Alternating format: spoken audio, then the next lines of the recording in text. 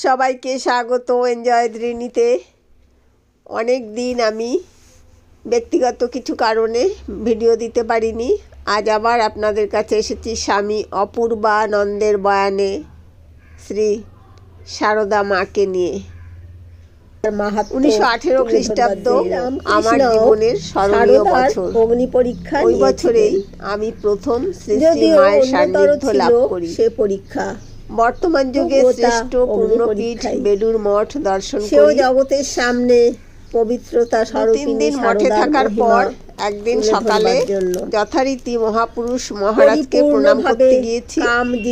তিনি নিজেই শ্রী শ্রী মাতা ঠাকুরানীর কথা তুলে বললেন, তুমি তো মাকে দেখোনি। শ্রীরামকৃষ্ণ তোমার মহাভাগ্য, যে সময় শ্রী মা বাগবাজারের উদ্বোধনে আছেন, তাকে দর্শন করতে বলরাম মন্দিরে মহারাজ হরি মহারাজ রয়েছেন, তাদের দর্শন সম্পন্না শ্রীমার সঙ্গে হরি মহারাজকে দর্শন করে বলবে যে আমি তোমাকে মঠে পাঠিয়েছি। আশ্চর্য, পরদিন সকালবেলা বাগবাজারে পৌঁছালাম। সেখানে সামান্য থেকে নেমে জিজ্ঞাসা করে যখন উদ্বোধনে মায়ের বাড়ি পৌঁছালাম, দেখা যায়নি। তখন দেখলাম মায়ের বাড়ির সামনে একটা ঘোড়ার গাড়ি দাঁড়িয়ে আছে। সকলে স্বীকার করেন। আমি পৌঁছবার সঙ্গে সঙ্গেই শ্রী মার গাড়িটি চলে গেল। কোনো অংশেই মায়ের বাড়ির ভেতরে ঢুকতেই একজন সাধু বললেন, শ্রীমা এই মাত্র ঘোড়ার গাড়িতে বেরিয়ে গেলেন। সে কথা স্বয়ং শ্রী রামকৃষ্ণ পরবর্তীকালে এবেলা তার দর্শন হবে না। বিকেলে ছিলেন মহিলা ভক্তদের দর্শনের সময়। ভালো না হতো, অতএব আগামীকাল সকালে ছাড়া মায়ের দর্শন অসম্ভব। তাহলে আমার সংযমের দর্শন হবে না শুনে মনটা খুব দমে গেল। কে বলতে পারে? এই সময় একজন স্থূলকায় প্রবীণ সাধু দ্বিতীয় অগ্নিপরীক্ষার সম্মুখীন হতে হয় ফিরলেন। যখন মারোয়ারি ভক্ত লক্ষ্মী নারায়ণ পাঠ করা ভিজে কাপড় ও হাতে গঙ্গা জলের ঘটি 10,000 টাকা দেওয়ার প্রণাম করতে গেলে গম্ভীর স্বরে বললেন, এই প্রস্তাবে কাঞ্চনজিৎ শ্রীরামকৃষ্ণ সুস্পষ্টভাবে তার অক্ষমতা জানিয়ে স্বামী শারদানন্দ। কিন্তু এখানে ঘটনার শেষ নয়। তাকে প্রণাম করে পরীক্ষা করতে চাইলে করার প্রার্থনা জানালাম। আরো বললাম যে পূজনীয় মহাপুরুষ মহারাজ দিতে চাই পাঠিয়েছেন, আমি নিতে পারবো না বলায় শারদানন্দ তোমার নামে দিতে চাইছে। সেদিন শ্রীমায়ের দর্শন সম্ভব নয়। কি বলে? প্রলোভনের এই পরীক্ষায় অবলীলায় উত্তীর্ণ হয়েছে। সকালে মায়ের দর্শন হতে পারে। শ্রীরামকৃষ্ণের কথা শুনে আরো দুইজন সাধুকে প্রণাম করে বলরাম মন্দিরে রাজা মহারাজ ও হরি মহারাজকে দর্শন করতে রওনা হলাম। ও টাকা তোমারই নেওয়া হবে। বলরাম মন্দিরে গিয়ে রাজা মহারাজের দর্শন পেলাম। তোমার সেবা ঠাকুরের দর্শন তো ভাগ্যে ঘটেনি, থাকতে পারবো না। কিন্তু তার মানুষ পুত্রকে দর্শন ও প্রণাম করতে পেরে নিজেকে সৌভাগ্যবান মনে হলো। কিন্তু হরি মহারাজের কাজে দর্শন পেলাম না, টাকা কিছুতেই নেওয়া হবে না। পরদিন সকালবেলা শ্রীমায়ের দর্শনে গেলাম, রামচন্দ্রের মহিমা সাধু মহারাজরা বললেন যে সেদিন সকালে বিশেষ কারণে পুরুষ ভক্তদের দর্শন হবে না। কাঞ্চনের অগ্নি পরীক্ষা আগামীকাল দেখা হবে। মহিমা মনটা যেন আবারও খুব দমে গেল। উজ্জ্বলতর আবার কঠিন পরীক্ষার কাছে গেলাম। তিনি নানাভাবে আমায় সান্ত্বনা দিলেন। এসেছেন অনেকক্ষণ তার কাছে বসে তার স্নেহে আপ্লুত হয়ে অনিচ্ছা সত্ত্বেও বিদায় নিলাম।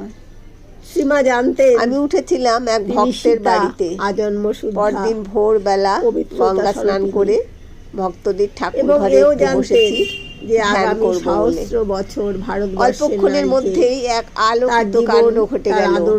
আনন্দ বিস্ময় বাহ্য জ্ঞান হারা হয়ে অনেকক্ষণ আসনে বসেছিলাম। চোখ ধাঁধানো নয়। আসন থেকে যখন উঠলাম তখন 6:30 বেজে গেছে। নির্মল আমিও ধ্যানের কথা ভাবতে ভাবতে আশা ভরা প্রাণে মায়ের বাড়ির দিকে রওনা হলাম। যা সঞ্জীবিত করে রাখে। উদ্বোধন বাড়িতে পৌঁছে দেখি ওই জ্যোৎস্নার মতো 15-20 জন ভক্ত শ্রী শ্রী মায়ের দর্শন প্রার্থী হয়ে অপেক্ষা করছেন। জানা গেল মায়ের দর্শন জ্যোৎস্নার জন্য তার আনন্দে অধীর হয়ে গেলাম। জ্যোৎস্না রাতে চাঁদের পানে 7:30টার পরে একজন মহারাজ একটি বড় রেখাবিতে শাল পাতায় সাজানো প্রসাদ নিয়ে এসে সকলের হাতে হাতে দিয়ে বললেন, জ্যোৎস্নার মতো জীবন পাঠিয়েছেন। প্রসাদ খেয়ে অপেক্ষা করুন। রেখাটুকুও সেখানে মায়ের দর্শনের জন্য ডাকা হলে সকলে দর্শন করতে যাবে। যখন নহবতে তিনি আরো বললেন যে মা নিজের হাতে প্রসাদ সাজিয়ে ভক্তদের জন্য পাঠিয়েছেন। স্থির জলে ওই প্রসাদ খেতে খেতে খুব আনন্দ হলো।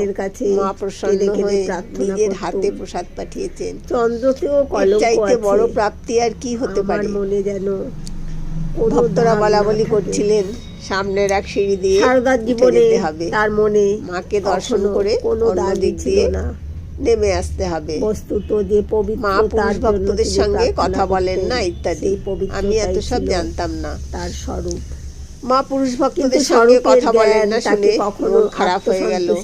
আমি তো মা বলে ডাকবো। তার কঠোর অতন্দ্র সাধনার ফলে দক্ষিণেশ্বরের ক্ষুদ্র নহবত ঘর আলো করে চিন্তায় যেন শতধা বিক্ষুব্ধ হচ্ছিল। ফুটে উঠেছিল এমন সময় দেখলাম ভক্তদের মধ্যে সারা পড়ে গিয়েছে।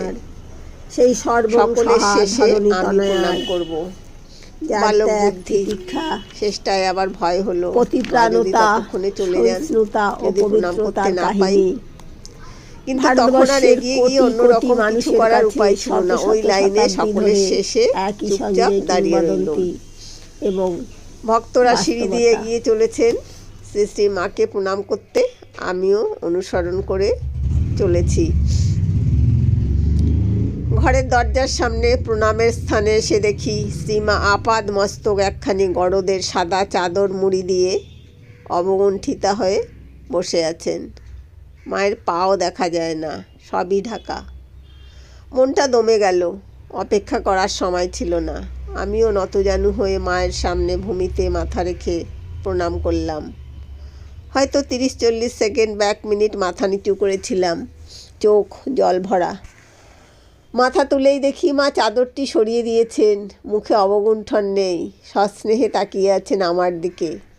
আনন্দে বিহ্বল হয়ে গেলাম। তার পাদস্পর্শ করবার জন্য হাত বাড়াতেই মা স্মিত মুখে আমার মুখে হাত বুলিয়ে চোখের জল মুছে দিলেন এবং আমার চিবুক ধরে চুমু খেলেন আর মধুর স্বরে জিজ্ঞাসা করলেন, বাবা প্রসাদ খেয়েছো? আমি তার মুখের দিকে তাকিয়ে শুধু বললাম, হ্যাঁ মা খেয়েছি। ব্যাস, এই দুটি মাত্র কথা। মায়ের স্নেহস্পর্শে মধুর বচনে অন্তর ভরে গিয়েছিল। আমি অবাক হয়ে শুধু দেখছিলাম মাকে। ভোরবেলায় ধ্যানের সময় একেই তো দর্শন করেছিলাম। সেই সরু লাল পেরে কাপড়খানি পরা মাতৃমূর্তি আমাকে কোলে নিয়ে বুকে জড়িয়ে ধরে সর্বাঙ্গে চুম্বন স্পর্শ দিয়ে হাত বুলিয়ে কতভাবে আদর করছিলেন। সবই স্বপ্নবৎ মনে হচ্ছিল। ইচ্ছা হলো মাকে জিজ্ঞাসা করি, কিন্তু তা করিনি। মাকে আরেকবার প্রণাম করে বিদায় নিলাম। একটু এগিয়ে গিয়ে ফিরে দেখি মা তখনও বসে আছেন আমার দিকে সস্নেহে তাকিয়ে। তিনি দৃষ্টির ভিতর দিয়ে আমায় অনুসরণ করছেন। নেমে এসে প্রথমেই মনে হলো আমার এই সৌভাগ্যের সমাচারটি ছুটে গিয়ে আগে পূজনীয় হরি মহারাজকে দেব। তখন বেলা 8:30। তার সঙ্গে দেখা হবে কি না সে এক কথা। পূজনীয় হরি মহারাজের সঙ্গে স্থূল শরীরে আর দেখা হয়নি। তার আশীর্বাদেই আমি শ্রীমায়ের দর্শন পেয়েছিলাম। তিনিই পূর্ণস্পর্শ দিয়ে আমার দেহ মন পবিত্র করে দিয়েছিলেন। প্রার্থনার দ্বারা মাতৃদর্শনের সব বাধা করেছিলেন অপসারিত। মঠে গিয়ে মহাপুরুষ মহারাজকে সব বললাম। তিনি খুশি হয়ে বললেন, তোমার ভাগ্য ভালো, নইলে এমন সব যোগাযোগ হওয়া। শ্রীমাকে দর্শন করেছো, তিনি তোমার সঙ্গে কথা বলেছেন, আশীর্বাদ করেছেন, এ কি সাধারণ কথা? তোমার মঙ্গল হবে। আমি বলছি খুব মঙ্গল হবে। ঠাকুর তোমায় কৃপা করেছেন। এর পরের অংশ আগামীকাল। হ্যাঁ, এখন নিয়মিত ভিডিও আসবে।